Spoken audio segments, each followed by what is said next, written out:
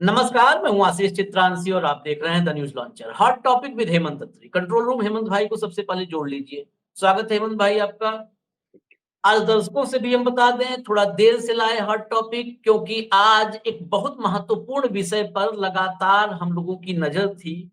उस पर कुछ डीपली आप तक खबर लाने के पहले रिसर्च भी करना पड़ता है, उस विषय पे पढ़ाई करनी पड़ती है बकायदे, तब आप तक आते हैं।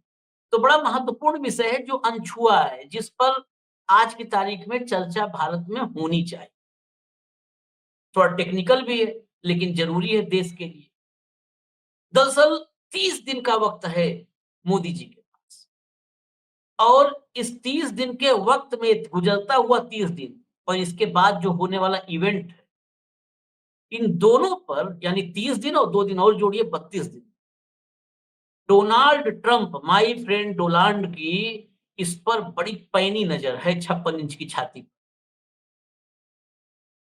और सिर्फ ट्रंप की नज़र होती तो कोई बात नहीं थी। ट्रंप की नज़र तो लगातार वक्र दृष्टि इस समय है, रोज तिरछी निगाह से देखता है हुआ।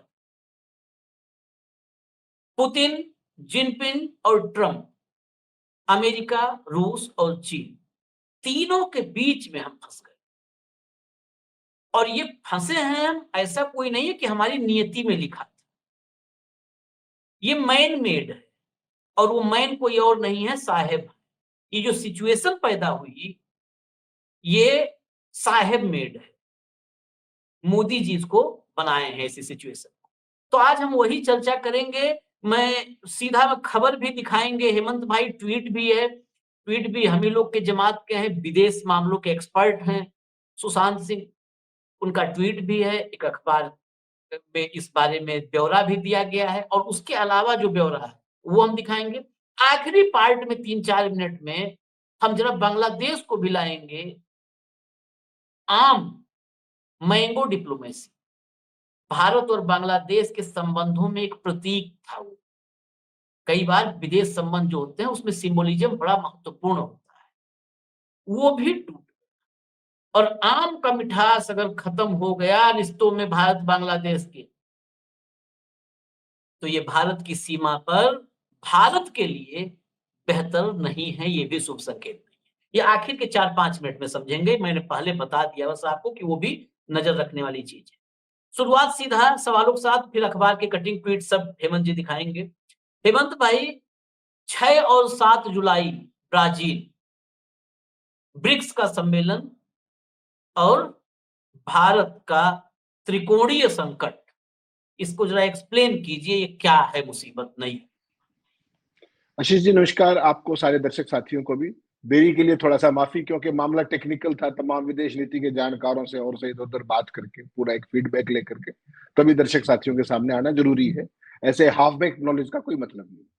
देखिए, ब्रिक्स का सम्मेलन होने जा रहा है, इसको शिखर सम्मेलन कहेंगे आप, समिट है ये, और ये ब्राजील के अंदर होगा। इसमें करीब करीब 20 देशों की भागीदारी होगी, और 6 और 7 जुलाई को ये होने वाला है। ब्राजील इसको अध्यक्षता करेगा इसकी, और वो सारी चीजें। हमारे साथ संकट क्या है कि इस बार G7 में प्रधानमंत्री जी को इनवाइट नहीं किया गया, और ट्रंप बाबा जिस तरीके से हर चीज पे भारत पे निगाह रखे हुए हैं, उनकी, जैसा आपने बिल्कुल ठीक कहा इंट्रोडक्शन में, उनकी वक्र दृष्टि इस ब्रिक्स के ऊपर भी है। लेकिन एक इसमें चैन की बात हो सकती है कि मैं जब उसका एजेंडा देख रहा था, जो ब्राजील के प्रेसिडेंट, क्योंकि प्रेसिडेंशियल उनके पास है, तो उसमें जो अल्टरनेट करेंसी वाली बात थी, डॉलर के पैरेलल में ब्रिक्स की अपनी करेंसी, उसको फिलहाल के लिए अवॉइड किया गया है। एजेंडा नोट में नहीं है, इसका मतलब ऑफिशियली उस पर डिस्कशन नहीं होगा। साइडलाइंस पे और में गपशप में वो हो सकता है अंडरस्टैंडिंग बनाने की बात, लेकिन ऑन पेपर नहीं हो, क्योंकि एजेंडा नोट में अगर वो नहीं है तो उसके रिकॉर्ड का हिस्सा वो नहीं बनता है। तो जो बात है बेसिकली दर्शक साथियों को बताने की, वो ये है कि जो G7 है, G7 का बेसिकली अमेरिका एक तरीके से नेतृत्व करता है, और उसके पास पूरी दुनिया का जो जीडीपी है उसका करीब करीब 30% वाले जो लोग हैं, ओवरऑल ग्लोबल जीडीपी जिसको आप बोलते हैं, उसमें वो देश है। उसके अंदर कनाडा है, उसके अंदर फ्रांस है, जर्मनी है, इटली है, जापान है, यूके है, यूएसए। ब्रिक्स के अंदर जैसा आपको पता है, ब्राजील है, रशिया है, इंडिया है, अपने क्या नाम है, साउथ अफ्रीका है, और ये सारे लोग, चाइना है, ये सारे लोग हैं। प्लस कुछ देशों को उन्होंने इनवाइट भी किया है इस बार अलग से। तो ये सारे लोग आएंगे। इनके पास ब्रिक्स जो है, अगर आप आबादी के हिसाब से देखें या जीडीपी के हिसाब से देखें, तो G7 की तुलना में कहीं बड़ी ग्रुपिंग है। दुनिया की 50% से ऊपर आबादी यहाँ है और जो ग्लोबल जीडीपी है वो 39% है यहाँ पर। और जो G7 है उनकी आबादी तो बहुत ही नगण्य है, लेकिन जीडीपी, क्योंकि विकसित देश है सारे के सारे, जीडीपी उनका 30% के आसपास। तो अमेरिका जिस दिन से ट्रंप आए हैं वो सीधे सीधे ब्रिक्स के साथ एक, आपको पता है जब मोदी जी भी गए थे व्हाइट हाउस में, तो उनकी आमने सामने की लड़ाई टाइप की चीज है। उन्होंने यहां तक कह दिया था मोदी जी की मौजूदगी में, आपको ध्यान होगा व्हाइट हाउस के वहां प्रेस कॉन्फ्रेंस में, कि अगर डॉलर के बारे में, डॉलर का कोई अल्टरनेट सोचने की कोशिश की तो घुटनों पर ला दूंगा, they will keep come begging with me, जिस तरह की वो बड़बोलापन करते हैं उस तरह का। लेकिन हकीकत यह है कि ब्रिक्स से चिढ़ते भी हैं ट्रंप और चिंतित भी हैं, क्योंकि उनकी ग्रुपिंग के लिए सीधी सीधी चुनौती है। दुनिया की 50% से ऊपर आबादी और 39% से ऊपर जीडीपी, तो उस सारे पे उनकी नजर रहेगी। और लगातार वो अपनी तमाम हरकतों के कारण, चाहे वो उन्होंने व्हाइट हाउस में जो मोदी जी के सामने जो कुछ कहा, या 2 दिन पहले आपने देखा होगा, कल, बल्कि 2 दिन पहले नहीं, कल ही हार्वर्ड लुटनिक ने कल क्या कहा था कि ब्रिक्स के सदस्यता लेकर भारत ने गड़बड़ कर दी है और ऐसे में ये मुद्रा उद्रा का मामला ठीक नहीं है, ऐसे में आपको दोस्ती कहां मिलेगी। तो एक तरीके से वो भारत को टर्म्स डिक्टेट करने की कोशिश जो ट्रंप करते थे, उसका वही मिस एडवेंचर कहीं ना कहीं हार्वर्ड लुटनिक ने भी करने का प्रयास किया। इसको मिस एडवेंचर कहते हैं अंग्रेजी में, कि वो उन्होंने ये मान लिया कि हम जवाब नहीं दे रहे हैं, तो लुटनिक भी शुरू हो गई कि भारत ने अच्छा नहीं किया। भारत किस देश का, भारत एक संप्रभु राष्ट्र है, वो किस ग्रुपिंग का हिस्सा होगा वो अमेरिका कोई तय करने वाला नहीं होता। हमें अपने इंटरेस्ट देखने हैं, हमें अपनी तमाम चीजें देखनी। तो अब जो सामने आ रही है चीज आशीष जी, वो ये कि मोदी जी मोस्ट लाइकली इसके अंदर जाएंगे, इस समिट के अंदर, और 6 और 7 जुलाई को ये होने वाला है ब्राजील के अंदर, और उसके ऊपर लगातार अपनी नजर अमेरिका की भी है। आपको पता है कि G7 के अंदर हम सदस्य नहीं, हम एक इनवाइटी के तौर पर वहां जाते थे और वो सारी प्रोसीडिंग्स और डेलिब्रेशंस का एक हिस्सा होते थे। भाषणबाजी हमारी तरफ से नहीं होती थी, सिर्फ इसलिए कि हम बड़े देश हैं, बहुत बड़ी मार्केट है, और उसके जो हमारे स्टेचर को एक पहचान देने की बात थी, उस हिसाब से वो बुलाते थे। इस बार कनाडा है, कनाडा के साथ आपका थोड़ा सा गड़बड़ चल रहा है तो उन्होंने नहीं बुलाया। तो अब जब मोदी जी जाएंगे, मोदी जी के साथ समस्या कई तरह की। आपको पता है पहला सबसे बड़ा जो इशू है आशीष भाई, वो है कि अभी हम पाकिस्तान के साथ 4 दिन आमने सामने थे बिल्कुल ब्रिक्स के अंदर। क्या मोदी जी, क्योंकि हमारे मोदी जी के पास तो आज की तारीख में ऑपरेशन सिंदूर के अलावा कुछ है ही नहीं, वो तो घर में भी सिंदूर का पौधा लगाने से लेकर के यात्रा से लेकर हर चीज सिंदूर करते जा रहे हैं। सेना, सिंदूर, पाकिस्तान, चौथा कोई मुद्दा नहीं है उनके पास। तो अब ये सवाल आएगा कि जो ब्रिक्स की ग्रुपिंग है, क्या मोदी जी इसमें क्रॉस बॉर्डर टेररिज्म को लेकर के कोई प्रस्ताव पास करा पाएंगे या नहीं। आपको पता है चाइना वहां पर है, चाइना ने इस 4 दिन के संघर्ष में, उससे पहले और उसके बाद में चाइना का क्या रोल रहा है। चाइना बिल्कुल ब्लेटेंटली खुल करके पाकिस्तान के साथ है, ना केवल हथियार और तमाम चीजें दी, लाइव सैटेलाइट एक्सेस दी, सब कुछ दिया। उसके बाद अलावा भी ये कहा कि हमारा परमानेंट साथी है और हम उसकी संप्रभुता की रक्षा करेंगे। वैसी सूरत में हम उस ग्रुपिंग का हिस्सा है। और रशिया ने भी, आपने देखा होगा, रशिया भी इस बार जैसे भारत के साथ सदा से ओपनली आता रहा है, इस बार रशिया भी हमारे साथ ओपन में नहीं आया। जिस तरीके से हम उम्मीद करते थे वो कोई भी नहीं आया हमारे साथ, तो रशिया भी नहीं आया। अब इसके 2 मेजर पार्ट ये लोग हैं। और आपको ये पता है कि जब से हमारा गैलवान के अंदर चाइना के साथ जो कुछ हुआ, एक तो ये पार्ट हो गया पाकिस्तान वाली फाल्ट लाइन। दूसरा आपके साथ समस्या क्या आशीष भाई, कि जो गैलवान के बाद हमारे तमाम ऐसे फ्रिक्शन पॉइंट्स हैं चाइना के साथ बॉर्डरिंग एरियाज के अंदर, जहां पर हम अभी भी पेट्रोलिंग नहीं कर पा रहे। ठीक, तो आपको ध्यान होगा कि पिछले साल जब करजान के अंदर, जो रशिया के अंदर जो सम्मेलन हुआ था, यही सम्मेलन, शिखर सम्मेलन, उस समय मोदी जी और शी जिनपिंग की मुलाकात हुई थी साइडलाइंस में। याद होगा ना आपको, साइडलाइंस में मुलाकात हुई थी शी जिनपिंग की और मोदी की, और उसमें ये मानसरोवर, कैलाश मानसरोवर यात्रा और उसको लेकर के बातचीत हुई थी तिब्बत के जरिए, और वो सारी बात। अब सवाल ये कि इसमें जो मोदी जी के लिए महत्वपूर्ण चुनौती है कि अगर आप वहां गए और उसमें क्रॉस बॉर्डर टेररिज्म को लेकर के मान लीजिए आप एक साझा बयान जारी नहीं कराते ब्रिक्स की तरफ से, तो आप भारत को क्या दिखाएंगे आकर के। वो दौर चला गया आशीष भाई कि जब आप 3 दिन पहले मीडिया भेज देते थे और 2 दिन बाद तक आपका डंका बजता था। अब जो देश की स्थिति है, खासतौर पर सिंदूर के बाद, उससे पहले, अब आपको देश को नेट ये दिखाना पड़ेगा कि मोदी जी वहां गए थे तो क्या लेकर के आए, क्या मिला हमें। तो क्या आप ब्रिक्स से पाकिस्तान के खिलाफ बयान ला पाएंगे या नहीं ला पाएंगे। सबसे बड़ी चुनौती मोदी जी के लिए ये होगी। और चाइना के साथ जो हमारा फ्रिक्शन है, क्या हम शी जिनपिंग से मिलेंगे भी या नहीं, पहली बात। और शी जिनपिंग से मिलेंगे तो हम किन चीजों पर एक सहमति बढ़ा पाएंगे, चाहे वो व्यापार का मामला हो, चाहे दूसरे तरह के दबाव हो, चाहे जो फ्रिक्शन पॉइंट्स है इन्हीं पे कम करने की बात हो। और तीसरा महत्वपूर्ण मुद्दा होगा कि जैसे मान लीजिए पुतिन भी आएंगे, साइडलाइंस पे उनसे तो मुलाकात होगी ही होगी मोदी जी की।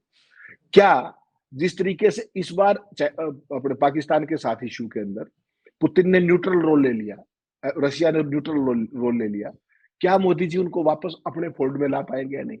तो ये आपको इस बार टेंजिबल रिजल्ट दिखाने होंगे इसमें जाने के।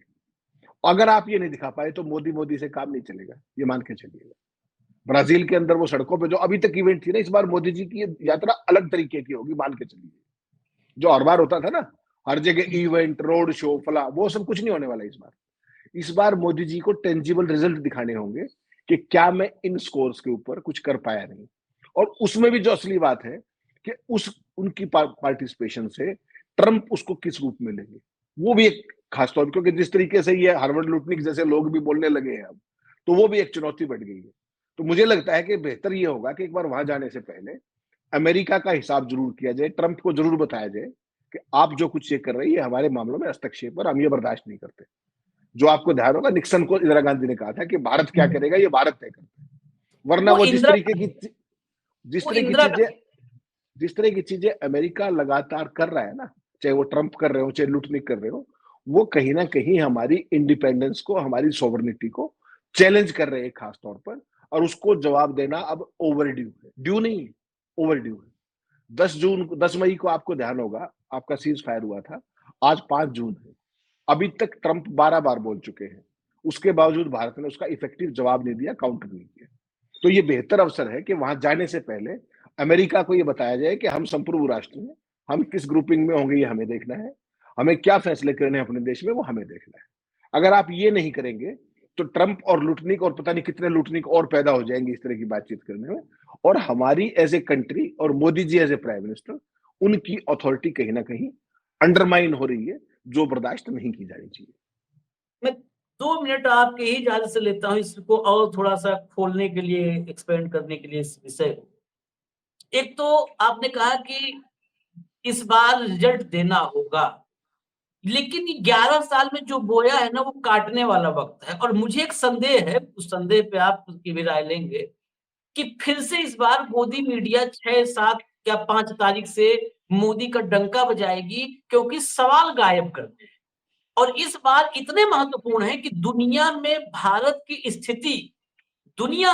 स्थिति इस 6 और 7 जुलाई की ब्रिक्स की मीटिंग से, इससे पहले तमाम हर साल होती है ब्रिक्स की मीटिंग, अलग अलग देश अध्यक्षता करते हैं, लेकिन ये पहली बार है कि ये ब्रिक्स की मीटिंग भारत की पोजीशनिंग वर्ल्ड में तय करेगी। 2-3 पॉइंट्स हैं जो आपने कहा। चीन वाला, चीन, इंडियन एक्सप्रेस की रिपोर्ट है 65 में से 26 गश्ती बिंदु यानी पेट्रोलिंग पॉइंट्स ऐसे हैं जहां पर अपनी मौजूदगी खो दी है। ये इंडियन एक्सप्रेस की रिपोर्ट है। बिल्कुल बिल्कुल बिल्कुल सही है। 65 में 26। अब 2-3 पॉइंट्स यहाँ पर बड़े इंपॉर्टेंट है, एक एक करके समझेंगे। ब्रिक्स में हम जा रहे हैं, ब्रिक्स की स्थिति पहले देखते हैं। ब्रिक्स में कौन कौन से देश आ रहे हैं? ब्राजील है, रसिया है, इंडिया है, चाइना है, साउथ अफ्रीका है, इजिप्ट है, इथियोपिया है, ईरान है, इंडोनेशिया है और यूएई है। इन देशों में भारत, आपने एक बात कही थी, उसी बात पे आगे बढ़ना भी है कि सीमा पर आतंकवाद पर क्या प्रस्ताव पारित करवा पाएगा। इंडोनेशिया ने राफेल की डील फ्रांस से रद्द करके चीन के साथ फाइटर जेट की डील करीब करीब डन कर दी। इंडोनेशिया एक देश यहां का ब्रिक्स का चीन के इतने करीब जा चुका है। ईरान रूस के काफी करीब है, ईरान रूस के करीब है। यहां पर भारत के करीब भी देखना, और वो ईरान भारत के करीब क्या होगा? भारत का एक कथित रूप से टीवी पे आता है, उसने ईरान को गाली दे करके ऑफिशियली ईरान के साथ एक तनावपूर्ण स्थिति पैदा कर दी, कटुतापूर्ण स्थिति पैदा की। वो सब ध्यान में रखना। इसके बाद इजिप्ट, इजिप्ट का भी सैन्य डील चाइना के साथ शुरू हो चुका है। और ये सब बड़ी इंपॉर्टेंट बात है ऑपरेशन सिंदूर के बाद। ऑपरेशन सिंदूर में ऐसा क्या हुआ कि तमाम देश चीन के साथ सैन्य डील करने के लिए उतावले हो गए? ये सवाल बड़ा है, लेकिन इस सवाल पर इस देश में चर्चा नहीं हो सकती। बाकी तो 5 देश है ही है। चीन और रूस दोनों पहले से करीब है। एक विषय और भी लाना जरूरी है, रूस की बात की हमने, अमेरिका की बात। रूस भी बड़ा अब इस माइंडसेट पे आ चुका है कि भारत क्लियर कर दे, मोदी क्लियर कर दे कि किधर रहना है। रूस ये नहीं दबाव डाल रहा है कि मेरे पास रहो, लेकिन ये क्लियर करो कि किधर रहो। उसका सबसे ताजा उदाहरण है, रूस के विदेश मंत्री ने 3 दिन पहले कहा कि RIC, Russia India China cooperation जो है, RIC को मजबूत करने का वक्त आ गया। बड़ा क्लियर कहा। अब आप RIC, यहीं पर सवाल है कि आप RIC मजबूत करोगे, चीन आपका नंबर 1 शत्रु है। हर तरफ से जो हमने कहा फंसे हुए, चीन आपका नंबर 1 शत्रु है, इसमें कोई दो राय नहीं। पाकिस्तान भी 2 नंबर पे है। तो आप RIC मजबूत करोगे, आप ब्रिक्स मजबूत करोगे, ब्रिक्स में जाओगे, ब्रिक्स में भी आपकी पोजीशनिंग कहां पर है? क्या आप ब्रिक्स में भी जिन देशों में आप बराबरी पे थे, उन देशों में एक ऐसा होता है ना कि आपस में 10 के बीच में ही 9 का अलायंस, 9 एक हो रहे हैं, क्या ऐसी स्थिति ब्रिक्स के भीतर भी हो रही है? और तीसरी बात, अमेरिका बार-बार लगातार धमका रहा है हमें, बार-बार बेइज्जत कर रहा है।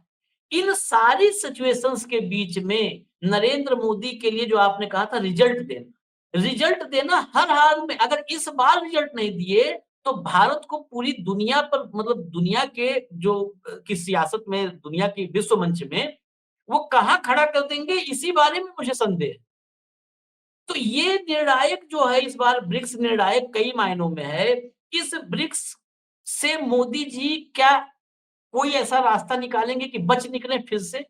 कोई ऐसा शोरगुल, हल्ला, गुल्ला? आशीष जी, इस बार आसान नहीं है। देखिए, आपके लिए चुनौतियां बिल्कुल मुंह बाए खड़ी है और दुनिया बिल्कुल 2 ध्रुवों में बट गई है। कोल्ड वार के बाद ये पहली स्थिति है कि दुनिया 2 ध्रुवों में बट गई है। और आज का एक लेटेस्ट अपडेट और दे दूं आपको। आज सुबह अर्ली मॉर्निंग, क्योंकि अमेरिका में तो रात होती है उस समय, आज ट्रंप ने पूरा ट्वीट किया डिटेल में कि मेरी 1.25 घंटा ट्रंप अपने पुतिन से बात हुई है और उन्होंने ये कहा है, हम शांति वार्ता की बात कर रहे थे रशिया और यूक्रेन की, और उसने कहा कि जिस तरीके का यूक्रेन ने हम पर हमला किया है उसका हम बड़ा कठोर जवाब देंगे। ये जो वो व्यक्ति घोषणा कर रहा है, ट्रंप, जो उनकी मध्यस्थता करा करके युद्ध खत्म करा रहा था, वो ट्रंप जो है पुतिन की तरफ से बोल रहा है, कह रहा है कि बहुत कड़ा जवाब वो देने वाले हैं। तो आप समझ लीजिए खेल को। बेसिकली क्या है कि ये जो रशिया और यूक्रेन का जो कुछ चल रहा है 2.25 साल 2.5 साल से, उसके बाद रशिया ने बेशक अपने सस्ता तेल बेच लिया है, सारी चीजें बेच ली, उसके बावजूद भी उसकी आर्थिक स्थिति वो नहीं रही जो पहले थी। और हकीकत आज ये है कि रशिया के पाले में चीन नहीं है, रशिया चीन के पाले में। और आज जो दुनिया आज दो जगह बट गई है, that is state way between Putin and Xi Jinping. Putin versus Xi Jinping है, अपने क्या ये जो ट्रंप वर्सेस शी जिनपिंग है, और पुतिन उसमें कहीं ना कहीं साइडलाइन है फॉर द टाइम बिंग, जब तक, क्योंकि यूक्रेन के उसमें फंसे हुए हैं और आर्थिक स्थिति भी उस लेवल पे नहीं। तो वैसी सूरत में आप अमेरिका की दादागिरी एक तरफ चल रही है, शी जिनपिंग की बात पुतिन मान रहे हैं, इसीलिए भारत के पक्ष में खुलकर अपना रशिया खड़ा नहीं हुआ। तो ये बहुत बड़ी चुनौती है, छोटी चुनौती तो है नहीं। और एक ही मीटिंग के अंदर इस डेडलॉक को तोड़ना इतना आसान नहीं होगा। जहां शी जिनपिंग बैठे होंगे वहां पुतिन बियॉन्ड ए पॉइंट भारत के साथ आएंगे अब, गिवन सर्कमस्टांसेस में, इसमें मुझे बहुत गंभीर शक है। आपका मीडिया 2 दिन पहले चला जाए, 3 दिन पहले चला जाए, वो फोटो, पिक्चर्स, ऑप्टिक्स, थिएट्रिक्स, जो भी उनको करना है वो करते रहेंगे, लेकिन मूल सवाल जो 11 साल में गायब हुए थे वो ये होते थे। अपने समय में जब हम फॉरेन डेलीगेशंस में जाते थे प्रधानमंत्री के साथ, औरों के साथ, उसमें यही होता था कि ये एजेंडा है, इतना हमें सक्सेस मिली, इतने पे बातचीत चल रही, इस पे आगे प्रोग्रेस होगी, ये सब होता था। 11 साल में वो खत्म कर दिया गया। यहाँ भी है कि मोदी ये, मोदी वो, मोदी का ये, मोदी का वो, ट्रंप ने कुर्सी पीछे खींची, मोदी को बिठाया, ये सब रिपोर्टिंग होती है। लेकिन जो ब्रिक्स के अंदर इस बार होने वाला है उसमें पूरी दुनिया की नजर रहेगी तमाम कारणों से। एक तो पूरी दुनिया की जो स्थिति है आज की तारीख में, रूस यूक्रेन के कारण, या दुनिया के अलग अलग हिस्सों में जितने भी चल रहे हैं पंगे, उन सब के कारण। दूसरा, भारत की जिस तरीके की स्थिति पाकिस्तान के बाद, और पाकिस्तान को सजा मिलने के बाद पाकिस्तान को बजाय लगातार अवार्ड मिल रहा है पिछले लगातार, जब से 10 तारीख के बाद, चाहे कर्ज लेने का मामला हो, चाहे यूएन में उसका स्टेचर, आतंकवाद विरोधी कमेटी के अंदर वाइस प्रेसिडेंट पाकिस्तान है, बताइए, बिल्ली दूध की रखवाली कर रही है। तो ये सब ट्रंप से मोहब्बत, ट्रंप से, जो ट्रंप की कंपनी है, जो क्रिप्टो करेंसी की, जो उनके परिवार की कंपनी है, ये पाकिस्तान की उस इन्वेस्टमेंट का कमाल है, वो ये ध्यान रखिएगा। तो पाकिस्तान की सेना, पाकिस्तान के लोग तो ये कर सकते हैं, भारत ने ना तो कभी किया, ना भारत कर सकता है। तो वो सारी परिस्थितियों में क्या होगा कि मोदी जी को इस बार टेंजिबल रिजल्ट्स दिखाने होंगे कि मैं वहां गया था और मैंने ये किया। गोदी मीडिया उसको छुपा भी ले बेशक, लेकिन इंटरनेशनल मीडिया में वो सारी बातें आएंगी। ये करें चाहे, ये तो नहीं करेंगे, लेकिन वहां पर वो सारी चीजें आएंगी। और ट्रंप को रोकेगा कौन? वो तो बड़ बोले हैं, वो तो बोलेंगे जो कुछ भी उनको बोलना है। तो इस बार मोदी जी को लगातार, जो इस G7 में ना बुलाया जाना, उसकी एक डैमेज कंट्रोल लगातार चल रही है। और ब्रिक्स में जाकर के भारत के पक्ष के रिजल्ट लेकर के आना छोटा नहीं, बहुत चुनौतीपूर्ण काम है इन द गिवन सर्कमस्टांसेस।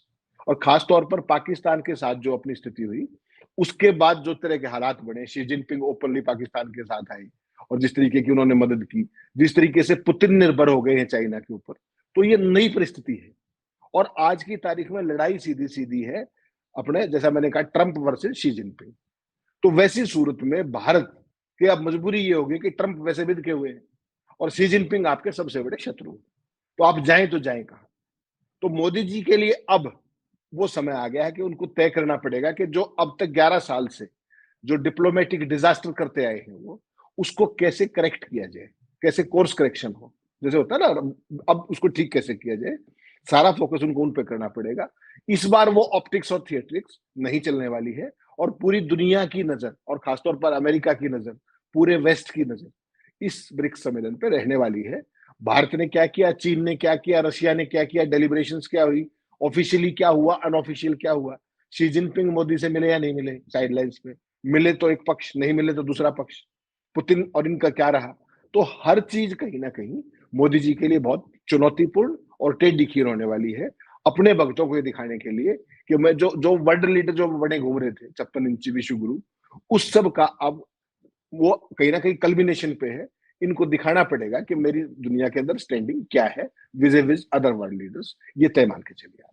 नहीं, बिल्कुल आपने जो कहा कि ऑप्टिक्स नहीं चलेगा, ये बात तो ठीक है, लेकिन एक बात में फिर भी अभी मेरे मन में बहुत भ्रम है कि ऑप्टिक्स नहीं चलेगा, लेकिन सच जो है वो दिखाएगा कौन?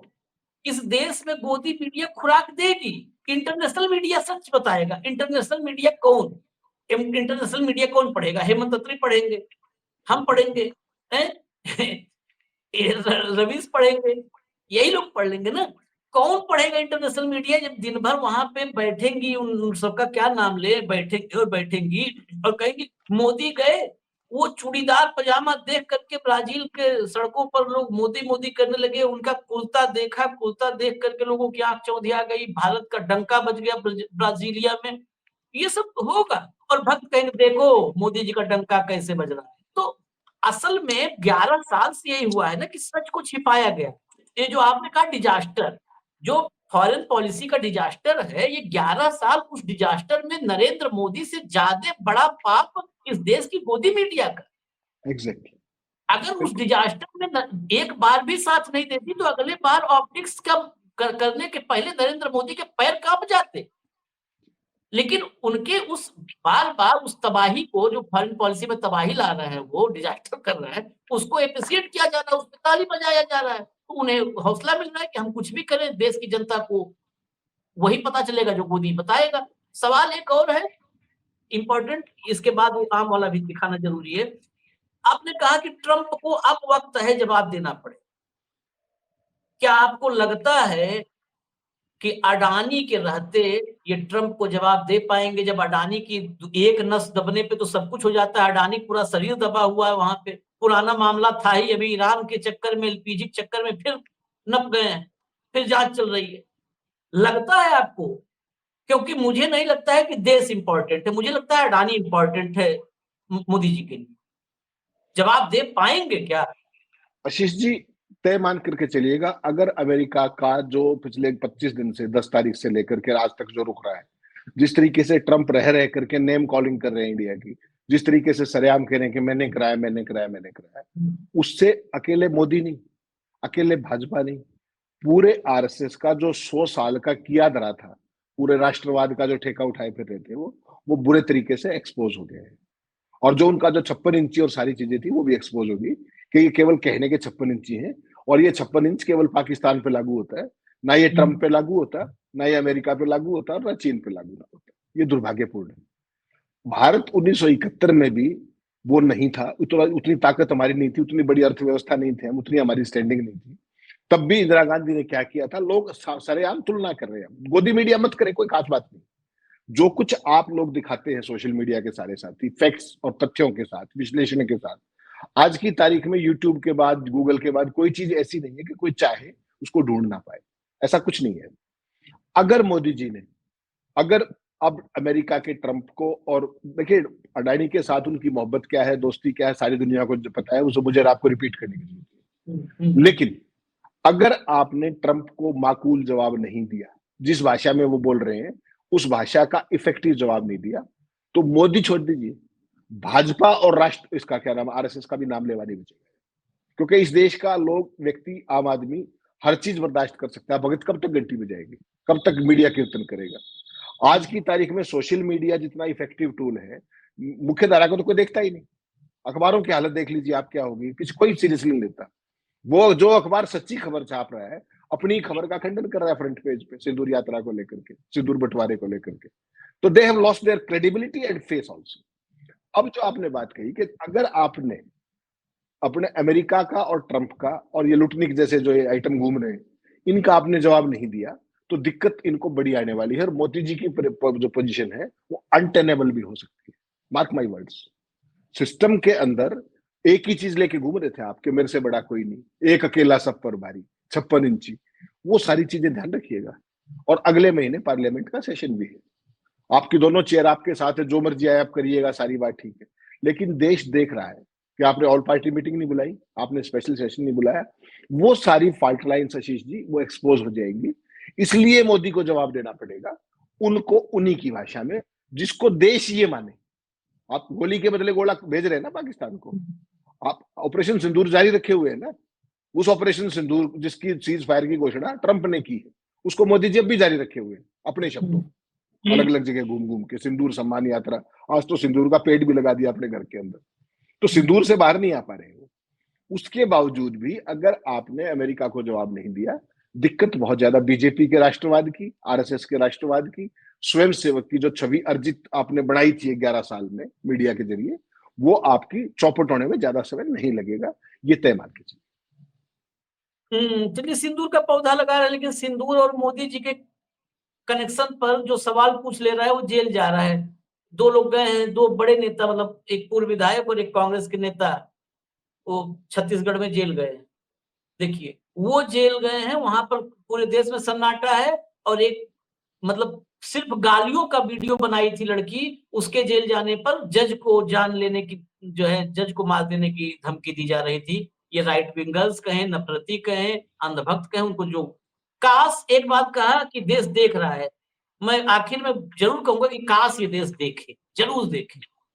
हालांकि संसद में भी देखते हैं कि वाजिब मुद्दों को, जरूरी मुद्दों को कितना चर्चा में लाया जाता है। या हो सकता है कि देश राष्ट्रवाद, मोदी जी की एंट्री होते ही सिंदूर की बारिश न होने लगे इस बार संसद में सत्र शुरू हो।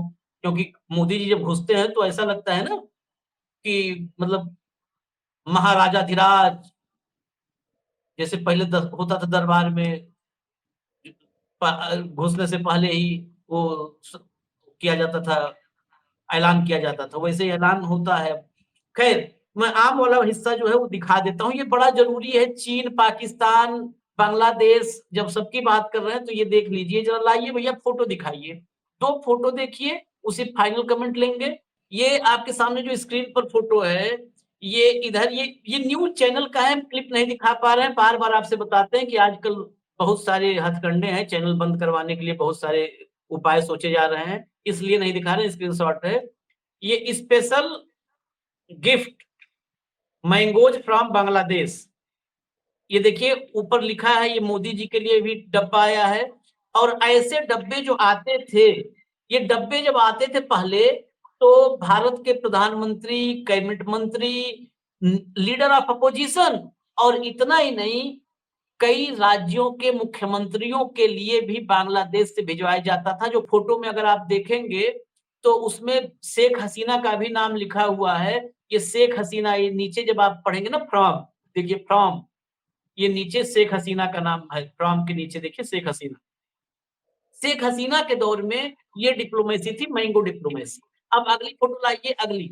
ये अब जो है भारत के बजाय ये मैंगो डिप्लोमेसी शिफ्ट हो चुकी है बांग्लादेश की चीन की तरफ। ये देखिए चीन गए हैं, आम के गत्ते, आम के जो है पूरा मैंगो डिप्लोमेसी, और चीन में ही यूनुस भी इस समय पींगे बढ़ा रहे हैं चीन के साथ बहुत तेजी से। चीन का भारत से बिल्कुल लगी हुई सीमा पर चीन की तरफ से एक टीम भी आई थी अभी एक एयरबेस का निरीक्षण करने के लिए। ऐसी भी आशंका है कि चीन उस एयरबेस पे अपना कुछ सेटअप बनाए। तो इन तमाम आशंकाओं के बीच ये मैंगो डिप्लोमेसी बड़ी महत्वपूर्ण है। फाइनल कमेंट हेमंत भाई। ये आशीष जी देखिए, एक चीज बड़ी दुनिया के सामने स्पष्ट है, बांग्लादेश में भी अब स्पष्ट हो चुकी है।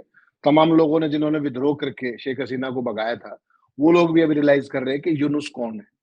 यूनुस 100% अमेरिका के प्लांट थे, उन्होंने प्लांट किया था और वो जाकर के चाइना की गोदी में बैठने की फिराक में है। इसमें कोई दिक्कत मत मानिए। लेकिन चूंकि उनको बनाया अमेरिका ने है, तो वो एक खेल और भी करने के जो चल रहा है बहुत, और उसपे मुझे जो मैंने आपको एक बार शायद पहले भी चर्चा की थी, जो इंटरनल सोर्सेज से बिल्कुल क्लियर है कि अमेरिका आपको पता है बहुत लंबे समय से हमारे साउथ एशिया के अंदर एक बेस बनाना चाह रहा है, बहुत लंबे समय से फौज के लिए। पाकिस्तान के यहाँ तमाम प्रयास किए, लेकिन पाकिस्तान के जिस तरह के आतंक की स्थितियां हैं और सारी चीजें हैं, हर राज्य में तो विद्रोह है, तो अब उनकी एक टेक्टिकल अंडरस्टैंडिंग क्लियर हो चुकी है कि बांग्लादेश में यूनुस के रहते रहते बांग्लादेश सरकार उनको ये परमिशन देने वाली है कि आप अपना बेस खोल लीजिए। ठीक, एक पार्ट वो है। दूसरा, भारत के साथ बिल्कुल 100% भारत से दूर जा चुके हैं यूनुस, उनका खेल ये था सारे का सारा, और वो चाइना की गोद में बैठ चुके हैं। तो दोनों तरफ वो वही बात है, दो नावों की सवारी कर रहे हैं। बनाया अमेरिका ने था, पैर चाइना की तरफ भी, ये आम वहां भी भेज रहे हैं।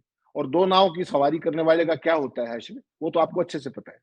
आज की तारीख में यूनुस, मैं तो इतना ही कहूंगा, हमारा एक फ्रेंडली देश था, उसके जन्मदाता भी भारत है। उसमें यूनुस जैसा व्यक्ति जो सोकाल्ड नोबेल पुरस्कार विजेता वो अपने देश के लिए सबसे बड़ी लायबिलिटी इतिहास में साबित होगा।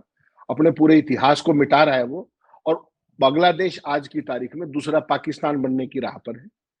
अगर अमेरिका का वहां पर बेस बनता है, जिस तरीके की चीजें हैं, जिस तरीके से शेख हसीना के परिवार का उसकी विरासत को मिटाया जा रहा है एक कंसल्टेड एफर्ट के जरिए, और बांग्लादेश जिस तरीके से चाइना के करीब जा रहा है, तो आने वाला समय बांग्लादेश की डेमोक्रेसी के लिए भी उसका भी वही हाल होगा जो पाकिस्तान की डेमोक्रेसी का हाल है। फौज जो है, जिस तरीके का फौज उसके बीच में तनाव है, वो सारी की सारी चीजें इस बात इशारा कर रही है कि बांग्लादेश अगला पाकिस्तान हो सकता है, जो भारत के लिए किसी भी रूप में हितकारी नहीं होगा। भारत सरकार जब शेख हसीना को अपदस्थ किया गया तब आंख बंद करके देखते रहे, तब अडानी की बिजली बिकवाते रहे मनमाने रेटों पर, और उसके बाद आज वो पैसे भी फंस के खड़े हो गए, वो पेमेंट भी आज तक आई नहीं जो बिजली बेची थी वहां पर। तो कुल मिलाकर के बांग्लादेश का चाइना की तरफ जाना भारत के लिए बहुत ज्यादा बुरी खबर है। और आपका अगर पड़ोस, जो भी आपके पड़ोसी देश है, वहां पर अगर किस तरीके की अनिश्चितता होती है, अनसर्टेनिटी होती है, तो वो बड़े देश के लिए हमेशा नुकसानदायक होती है, और वो बड़ा देश भारत है। तो एक मैत्रीपूर्ण देश जिसका आपने जन्म दिया था, अगर आज वो आपसे इस तरह के शब्द प्रयोग कर रहे हैं जो यूनुस और उनकी सरकार कर रही है, ये आपकी डिप्लोमेसी का एक और डिजास्टर है, जो मुंह बोलता प्रमाण है किस तरीके से आपने दोस्तों को शत्रु में बदलने का जिम्मा लिया, और 11 साल में आपकी डिप्लोमेसी फेल होगी। इतनी सी बात। बिल्कुल, और महत्वपूर्ण ये भी है कि लीडरशिप अगर शत्रुतापूर्ण व्यवहार करे और वहां की जनता उसके साथ ना हो, तो भी एक आत्मसंतुष्टि ये होती है कि चलो लीडरशिप आज नहीं तो कल बदल जाएगी। फिर लेकिन बांग्लादेश में एक और सवाल बड़ा पैदा होता है कि जो पिछले पिछले कुछ समय से माहौल है, उसमें वहां की जनता के साथ भी, वहां की जनता के मन में भी भारत के प्रति शत्रुतापूर्ण एक विचार पैदा हो चुका है। उसका एक साक्षात प्रमाण कल आया। भारत के बीएसएफ के एक जवान को बांग्लादेश के गुंडे घसीट करके सीमा पार लेके चले गए। बाद में बीएसएफ ने बात किया, बांग्लादेश जो गार्ड है, बॉर्डर गार्ड बांग्लादेश, बीजीबी से बात किया, तो कुछ घंटे बाद बीजीबी उस हमारे बीएसएफ को जवान को वहां से छुड़ा करके लाई। गुंडे घसीट ले गए। वहां के गुंडे मतलब स्थानीय लोग, स्थानीय लोगों में अगर भारत के प्रति शत्रुतापूर्ण माहौल पैदा हो रहा है, तो फिर यह भी हमारे लिए अच्छा नहीं है। इजाज़त दीजिए हमें, निगाह रखिएगा, 30 दिन के बाद का वक़्त है, खबरें गोदी मीडिया भले ही दिखाए, लेकिन ब्राज़ीलिया में क्या हो रहा है, वो हम आपको बताएँगे। न्यूज़ लॉन्चर देखते रहिए, कल फिर आएँगे हेमंत भाई के साथ, कार्यक्रम यही होगा हॉट टॉपिक विद हेमंत अत्री। नमस्कार।